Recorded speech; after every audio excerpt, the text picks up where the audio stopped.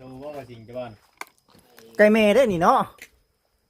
มีเครื่องเด้บ่เฮิงกับไข่เด้นี่ แม่เครื่องเลยนี่เนาะโอ้ ผู้ใหญ่ผู้โหพี่ มีเตาอีกมีทานอีก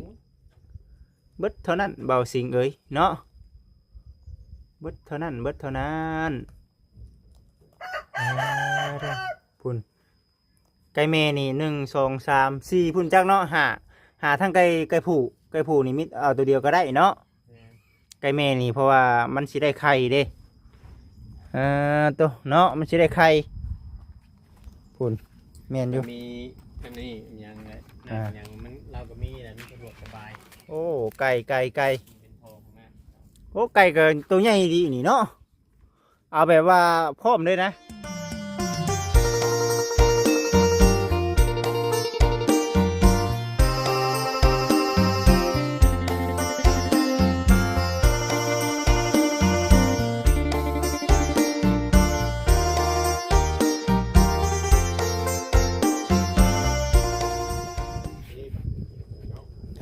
เนาะ เอาเป็นไปน้ำแล้วบาดนี้ คักบาทนี้ก็ได้มีไก่อีกพี่น้องเอ้ยเนาะ เบิ่งก่อนดูฮะจักโตได้ไก่นี่ ไปตัวว่าจริงจะบ้าน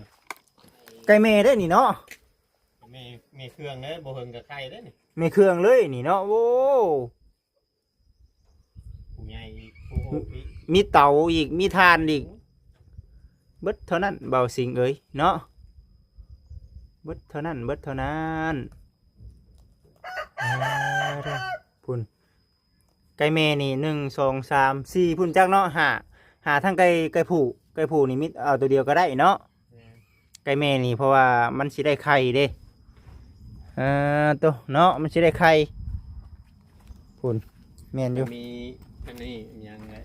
ยังมันเราก็มีแหละมันสะดวกสบาย โอ้ไก่ เป็นทองนะ โอ้ไก่ก็ตัวใหญ่ดีนี่เนาะเอาแบบว่าพร้อมเลยนะโอ้เฮ้ย มาวันนี้รถ เนาะ มีความทั่ว บ่สิ เอามาเมื่อนั้นคือว่ายังไม่ได้เห็น เจ้าเป็นคนปลูกบ่นี่ฮะอันนี้ไรปลูกตั้งแต่ตอนไหนนี่ ทั่วเนาะ จนใหญ่พี่น้องเอ้ยมึงแน่ มือเขามามือฝนตกกันท่านน่ะปลูกว่าจิ จังหวะคือยังบ่เห็นนะเอาไว้ปานนั้นบ่สิเวียน ไว้เดี๋ยวเนาะ ยันหรือว่าปลูกก่อนหั่นแต่ว่ามันยังบ่ทันได้ออกบ่หรือว่าจังได ในช่วงเขามาท่านออกเนาะ แม่นบ่ธรรมดาพุ่นมีต้นมักม่วง เป็นมองมาอย่างดินเนาะคือจีหุ่นมองนี้ เฮ็ดนี่ค่ะเนาะ ทางล่างนี้ ก็สัก การลงไปพุ่นเนาะ แม่พอดีเลยนี่จะกินอ้อยก็ตัดเอาเด้อบ่สิงเด้อเนาะ มาจังหน่อยดิ เฮือนเก่าเราแล้วพี่น้องเอ้ยตัวนี้เนาะโอ้เบิดตัวนี้เบิ่งสิถ่ายให้กับผมพี่น้อง FC มึงก่อนอ๋อเฮือนงามพี่น้องเอ้ย เบิ่ง มันง่ายแล้ว ถือว่าโอเคได้พี่น้องเนาะงามเนาะบ่จิตว่าเบิ่งสิมาถ่ายทางมุมด้านดังให้ครับพ่อแม่พี่น้องได้เบิ่งได้ชมก่อนโอ้เบิดเท่านี้เนาะ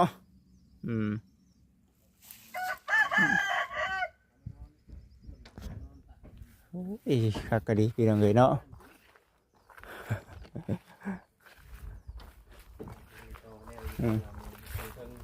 ดุ่มไปแล้วตอนเชิงหัวตา แม่นอยู่ เดี๋ยวตรงใด เป็นแฮเนาะเป็นแฮน้ำแน่พี่น้องเอ้ยเอ้ยมาแต่หึงนะบ่มาแต่หึงเลยแม่นบ่สบายดีเอ้ยเด้อมาพอเดียวบ่มานี่ใครอีดอกเพิ่นแล้วให้แล้วหน้าเลย แล้วมาแล้ว ไม่ ไม่ได้ไปนาน แล้วแล้วบ่ดี ยัง บ่ ก้าวตาหนึ่ง ลำกาเปิดตาหนึง ไป ใกล้เลย เวียง ใกล้แล้วบ่ ยังไม่ได้ไปใกล้คนนะ ไปใกล้คนนะ ไปแล้วเขาก็ไปหน้าไกลแล้วบัด แล้วละบ่ เดี๋ยวทงหนึงยังทงหนึง เก่งดิ โอ้ยเนาะจนบ่ได้หยุดบ่ได้หย่อนเลยไปใส่ไปฮอนแลนด์เบิ่งนี่เนาะชงอยู่แต่ก็คือมักถืออันน่ะหมวกแท้ว่า ลืมหมวกกี่รถไป โอ้ เสี ย ยหมวกแล้ว เนาะ เอาพ่อแม่พี่น้องเอ้ยงามเนาะ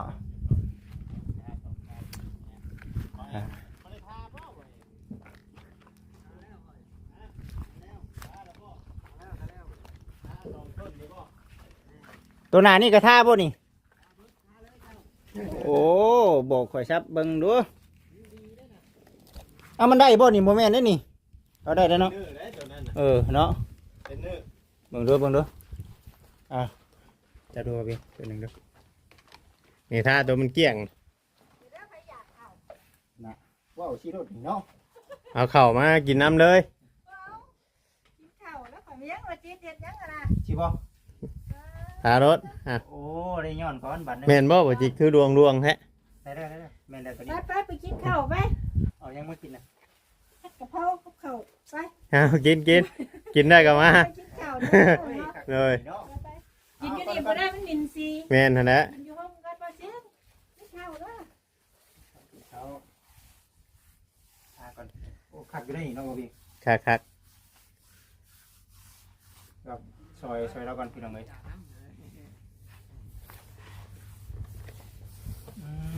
ผิวเนาะ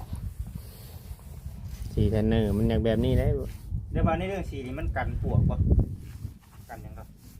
สมบูรณ์กันปานใดได้ติ กันอยู่แล้วหมอดพวกหยังนี่สิบ่ค่อยเจาะ เออ เอาทามันขิวน้ำมัน ขัดเนาะ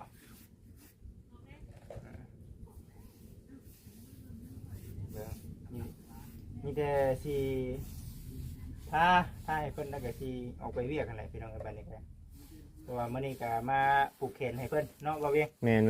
เขนให้เพิ่น ๆเข้ามานั่นน่ะ ยอดดัง บัดฮอดอันมือขึ้นเฮือนเฮาบ่ได้มาเนาะมายินดีนํเพิ่น บ่เวียงก็เห็นเนาะคิดว่าเจ้าสิได้มาได้ โอ้กึบได้ข่อยกะ คือกัน จนบ่มีเวลาอันจับฮอดโทรศัพท์เลย บ่สิมาได้แน่ก็หนึ่งคือ มันบ่มีน้ำพี่น้องเอ้ย แม่นเบิดน้ำมาชื่อนี่ก็แบบว่าเฮาดูดำหันหน้ามือเด็กมือหน่อย แม่นบ่บ่สิงพาไปนี่บ่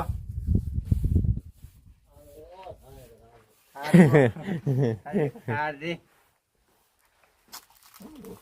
ข่อยลงมาเบิดได้สีเจ้านี่มันคือหอมใช่ปะ เบิดก็เอาไม้เนาะว่าสิงเนาะ อ๋อตัวนี่จะให้ข่อยพาให้แล้วเลยอีกเนาะเจ้าก็ได้โอ้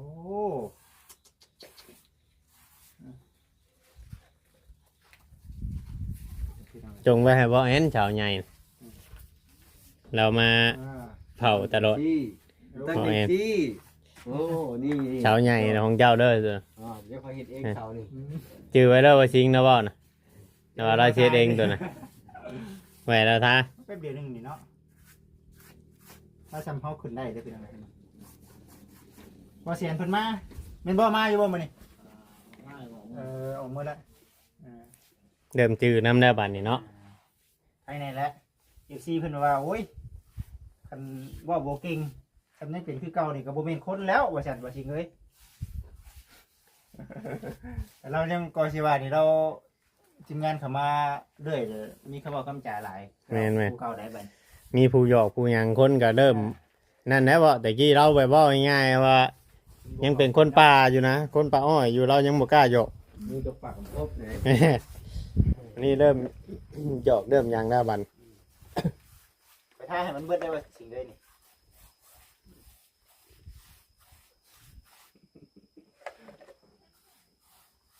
เบิดตอนนี้เราบ่เวียงเนาะ แมน อ้าววันนี้เด้อสิง งามได้อฮะ คักแรกคักแรก ขักแรกขักแรก กินแล้วบ่ ได้ยังไงบอสิงจัดการ ฮะว่าสิฝากเขาเจ้าไว้กันได้เนาะติดเนาะติดมือเนาะไปเอาเวียงขอบใจหลายๆป้าเจ้าคักเลยพี่น้องเด้อเนาะ เดือดมากเนาะ เดือดมากนี่เด้หักยังบ่ฮอบปานใดแต่ว่าสีต้องผสมใหม่เนาะสีมันเบิดก่อน ส่งสี เบิดเท่านี้บัดนี้ความงาม มาเริ่มกู้นี่ก็โยกเอามาเอาไปเด้อนี่เนาะ เท่าไหร่ก็นี่เนาะพ่อชื่อไปอยู่หน้าอยากชื่อไปอยู่หน้าอยู่ ขั้นปลายไปแล้วบอสิเด้อ เพราะว่าอยากชื่อไป แต่มีแต่อันนี้มาทำเจ้ามีตัวนี้เป็นชื่อใดตัวนี้บ่มาบอสิ ชื่อครบจุดเดียว มาชื่อมาใหม่นะ ใหม่เลยครบสุดเลย เขาขายเบรรจุดเลยเนาะ อืม โตเก่าเป็นได้จ้ะ แล้วก็เอาเรื่องแต่แพง อืมดอกไฟติข่อยมีแฟนมันอยู่เลยแต่ว่าประเภทพวกก็นั่นน่ะ เขาจะบขายเนี่ยเองน่าขายพวกนี้ แม่นบ่ แต่เขาขายครบสุดคือเราเอา แม่นอยู่เนาะ นี่ แม่นอยู่แม่นผมจะว่าเพราะว่านี่มันโตตรงอยู่แล้วกับตัวนี้เนาะ อย่าแต่คนหลังก็อีกนะ ที่อิ่มเลย กำบอก โอ้บ่อิ่มเลยนะฮะ คนหลังก็อีกมาให้ บ่จริงบ่กินบ่ ไปแม่กินข้าวนายสิ กินบ่ได้บาดเดียวบ่ได้ เป็นวิชาใส่ตันบ่เนาะก็ถือว่าโอเค ผมเคยกินลายกินลายจุกคือบางหันได้กินลายคนผมเคยกินนะ เบิดเท่านี้เป็นยังไงเนาะเบิ่งสิพา FC มาเบิ่งก่อนแต่ว่าในเรื่องของน้ำนี่จากที่คุยกันนี่ว่าพุ่นแล้วเนาะ ถ้าหลังคือว่าสิเป็นบอล ที่เราจะพูดเนี่ย แต่ผู้ใหญ่ บ่คิดว่ามาภาคนี้นะในเรื่องถ้าหากว่ามันเป็นไปได้ฮอดใส่ก็ฮอดนี้เนาะอันนี้คือเสานั่นเพิ่นอันนี้แม่นดินบนแดนแม่นบ่แต่บ่ถ้าขุดนี่ขุดอยู่นี้บ่หรือว่าพันบ่เอาใส่อันนี้เด้อติเด้อเบิดเท่านี้บาดนี้ความงามเนาะหาใส่บ่ได้อีกแล้วพี่น้องเอ้ยมีแต่โอ้สำนี้ก็ถือว่าโอ้ยคักแน่แล้วพี่น้องเอ้ยเนาะไปมื้อนี้ก็ได้เนาะทางบ่จิตเองก็โอ้ดีใจหลายโหเฮาตามดีเด้นี่ ตามมาแม่ บังก็เด้อเนาะตามก่อนพี่น้องเอ้ยไปสิงไปบ่ไปเนาะเบิ่งก่อนเนาะบ่ได้มาทักทายสบายดีกับทั้งทีมงานเฮาแต่เหิงแล้วพี่น้องเอ้ยเนาะบ่จิตเองก็มีแต่ไปดำให้ดำนาโอ้คักแต่บ่แอนบ่กินข้าวเนาะมื้อนี้เนาะ คอยเป็นคนเกรงใจแล้วมัน เราบ่กิน สวัสดีโอ้ มา เท่าแล้ว มีผัดกะเพราน้ำอีกแน่นี่เนาะ เดี๋ยวสิเว้าไปใช้ คักดีนี่เนาะ ข่อยอย่ามันเปลืองก็ได้ เด้ ใช้ อ ได้ เด้อ หลาย แกมือเฮือนอยู่นั่นมาเด้อ เหรอกินแม่ที่ข่อยยังบ่ได้กินเลยเนาะ กินอิ่มนะดิ แล้วเราบ่ดำนาน่ะ โอ้พี่ต้องเอ้ย มาแต่ เขาหลายที่เขาเอามากันเนาะข่อยน่ายังบ่ทันแล้วมันบ่มีน้ำก็ได้จุ เอิ้นบ่จริงมากินแล้วว่าบ่ทันอยากเรา บ่คือข่อยเนาะ สบายเจ้า เร็ว สบายดี เร็วเลยได้ข่อย เนาะสบาย ดี ดี ที่บ้านนะบ่อย่างแล้วไว้คือบ่แอน ข่อย บ่จิตเฮ็ดได้หยอดให้มันเดินมันเป็นยังไงน่ะฝนตกห้ำบ่ โบคิดได้หยอดน่ะข่อยยังเว้าอยู่จมอยู่ มันเป็นยังไงน่ะ ฝนตกค่ำนี่ก็แม่น เพราะผมเป็นฝนตกห้ำมันจะออกเป็นไปทันน่ะ 1คือฝนตกค่ำออกมายันข่อยหยอดบ่เป็น บ่ย่านเครื่องหยอดเจ้าบ่ไล่มันถึกสิตกมัน แน่ๆ เปียก หน้าข่อยน่ะมันหลุดบนที่ ไปว่า บ ได้ นห้าง ผมคอยรู้โอ้ยออกมาแถวงามมาเลยเห็นบ่อันในบ้านน่ะนี่เขาออกไปแนวมึงได้นี่ ข่อยย่านอันฮู้อันเอาลง ลูก มัน เขาล บ่ ง ไผ ที่ต้ม เนาะ ที่ต้มมาติดอันนะไว้ ย่านแม่นแล้วว่าแอน บางทีก็ขี้เหงื่อแล่นน้ำลังเครื่องหยอดโอ้ยบ่ได้กิน ข่อยสิบ่เฮ็ด กินหาบ่ ข่อยสิวานเอา ลาบแล้ว ดาบแล้ว เอามาจานนะ วานเอาอย่างเดียว เด้จาน มาจาน บ่ เบา ว่าจิได้บ่อันนั้นเราบ่กินบ่เอาเวียง โอ้กินก่อนเนาะกินเนาะกินเนาะกินเนาะกิน เจ้า เนาะ บ่ต้องย่านบ่อิ่ม กินเนาะ นี่ กินเนาะข่อยอันนั้นแล้วข่อยกินมาแล้วเอากินได้ก็มาได้เฮามาแต่หน้าเด้ เพราะว่าข่อยใส่น้ำปลาหลาย พี่เฮาสิกินนั่นก็เฉียกมานั่ง ได้แม่ เป็นน้ำเครื่องหยอดเจ้า แม่นบ่ คอยว่าเขาคิดว่าได้เครื่องหยอดเจ้ามันบ่ไหลมันเปียกบ่ตอนหยอด เปียกกันแน่เนาะเปียกแน่ได้กระพงอยู่แต่ว่ามันอาจจะเป็นเฮาจอดบ่เป็นได้บ่เนี่ย แม่นๆเขายังบ่เคยนะ ปรับเลิกบ่ว่าจัง แล้ว ได๋ ว่าน้ำหน้าข่อย ต้อง น่ะ ให้ บัด มันไหลน้อยหนึ่งได้ เลิกเลย นี่มันไหลคัน ยังบ่เคยเจ้าน่ะของเจ้าของเจ้าเองบ่อันนี้น่ะยืมเขามาตัวเองน่ะบ่ หักกระดูกนี่เนี่ยเห็นเป็นน้ำหยอดก่อนนี่ ครับอย่างน่ะมันมาถึงประสบมันน่ะเฮาหยอดแล้วบัดฝนตก คนโตของเรานี่ เจะฉีดยาขาหญ้านะบ่หน้าอันผู้ใดเขาฉีดเขากลัวได้นะ สิหยังสิได้ดำคืนแล้วข่อยว่า หญ้าบ่เดี๋ยวจะจบคนใด หรือว่ามันเป็นเข่าแล้วหญ้าไอ้เป็นไดเมื่อยยังมาปี เขาว่าฉีดยาเข้มแห้งอะไรอย่างนี้ นี่ได้ทางออกก็จะหยอดนี่หน้าก็หยอดโค้งได้นี่ไปจังหน่อยงามเห็นบ่วิทย์บอกก็จะดำน้ำมาแล้วหนึ่งเด้มอยไทยหุ่นใหม่ป้อขับเลยขึ้นเลย เข้าไปมันเนาะ เนี่ยในทางมือเนี่ย เป็นยังไม่เลาะเข้าไป ต้นโคก อ้าว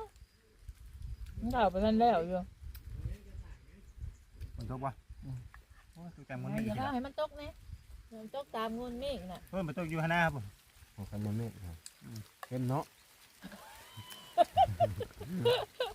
เข้มเลย อย่าบากว่าเจ้ากันเลยเนาะกินข้าวยังมันอิ่มกันเลย ขลายเป็นจาน เสิร์ฟอย่างเดียวเด้ เอ้าไปเอ็นนี่เหรอไปยันมันเบิดไว้เหรอ มาแห้งดอกไอ้ตกไอ้นี่ยื้อนี่ แหมมันตกจากตรงนี้ ตกน้ำมันเป็นยาหัดเสีย โอ้แซ่บเนาะมัน ใหญ่ไปบอกประมาณลงเราจบแล้ว ไปคือก็ทำมาคุยในเป็นบอก ไม่ใช่ บ้านทางดาวบ้านน้องใช้ด่าและคุยในเป็นยังบ่ทันมองงานเท่ากับไปหาทั้งอื่นก้อนแบบนี้นะ แต่วันมีงานก็ไป นะ นะ มีงานก็ไปโอ้ครับโดนเชื่อมากครับแบบถึงบุคคลมีเวลา มาคุณมืออยู่บัดมือได้ดู มาขมือมาเขาอยู่ขมือเขาได้ค่าน้ำมันเขาได้ค่าน้ำมัน ขาดน้ำมันได้นะน้ำมันได้ค่อย เอ้าจิบเศร้าหรือบ่ เขาอยู่ว่าได้มีค่าน้ำมัน ฝนตกแดด ทีแรกอุกใจเอาค่าน้ำมันให้เด้มาได้ค่าน้ำมันบ่ทิ้งค่ะ ก็คล้ายเข่าคุณเช้านี่ โดนก็ได้ ไม่ถ่าย เอ้าเว้ย ไปไป ขาย6 ชอบได้บ้านไป ลงสดไม่ได้ไปไปสดเนี่ยโล คือบ่ถาม โลนึงอยู่ประมาณ7,000นี่นะ ประมาณ7น่าจะรอด ของหัน7,200 ด้านเท่าไหร่ได้ด้านเท่าไหร่ ชื่อปุ๋ยเลยบ้านชื่อ สังเกตเด้อคันเข่าสีบางๆมันโค้งสีน่ะเจ้าไปคายเด้อเข่าค่ะ นั่น มา บ่ 7,000 คันบักเข่ายังตึนอยู่นั่น นั่นบ่ แม่น